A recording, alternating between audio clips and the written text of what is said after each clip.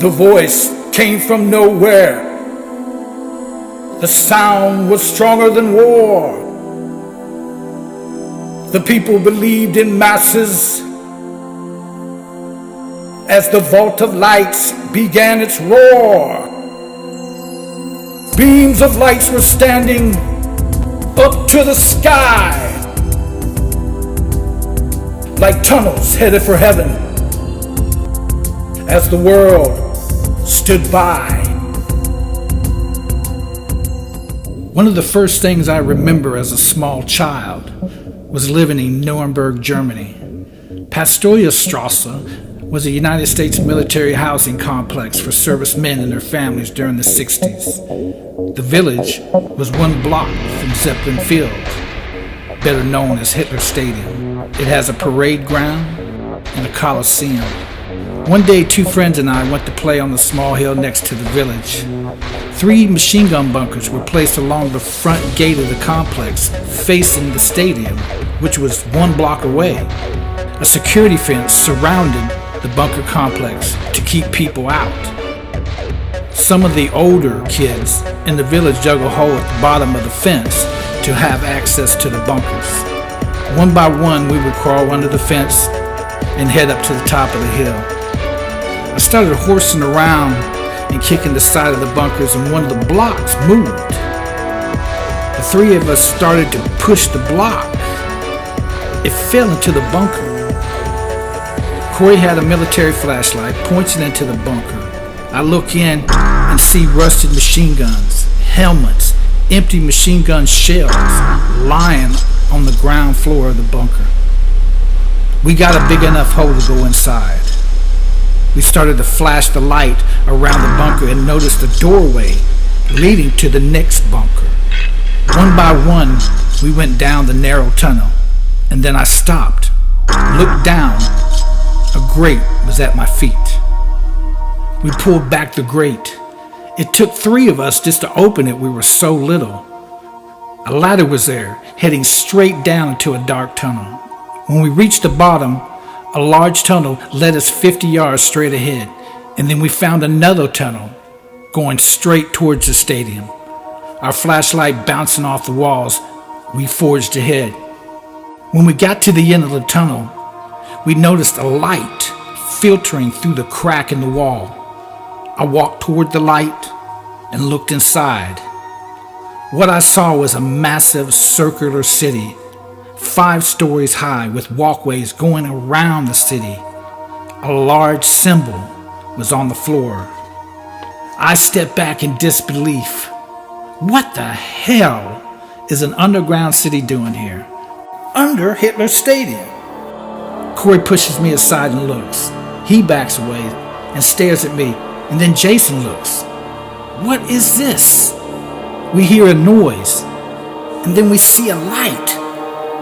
Someone shouts in German, "Was ist los?"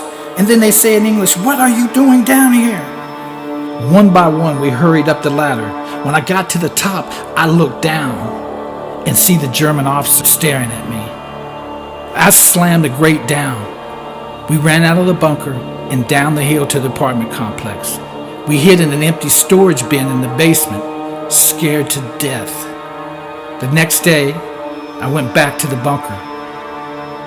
It was sealed from inside. Corey, Jason, and I did not find out until years later what we discovered was a secret laboratory for experiments from the concentration camps around Europe during World War II. The city was built with slave labor from the camps. those who did not die building the city were taken back to the concentration camps and exterminated. That way, no one knew the city was even there. Not even the people that lived around the underground city. The city was designed to house the Fourth Reich. Once the genetic engineering research was developed, some of the experiments and personnel captured after the war were moved to the US and other countries. Why did Joseph Mengele die an old man in South America? He was a murderer of millions of people, experimented on tens of thousands to develop the technology for the no time. In 1979, I got a call from Corey's father. He was murdered in New York City, where he was going to college. When they found his body, a no-tie symbol was carved in his chest. And then last year, I get a call from Jason's daughter. He had been murdered also, with the same no-tie symbol. I know that I'm next. This is why I'm off the digital grid. No cell phones, email, debit card, internet. Nothing which would show a digital footprint. Because now I have found others like me. My parents were killed in a car crash when I was in my 20s. I came to find out that I was the first test tube baby from the local no-tie genetic engineering lab, which is why I lived in Nuremberg, next to the stadium, so that the no-tie could keep an eye on my development. The German scientists, genetic engineers, and eugenics experts were brought to Tennessee to work and keep this experiment alive. You can clone humans, but they must be in a controlled environment to follow the practices of the overall message.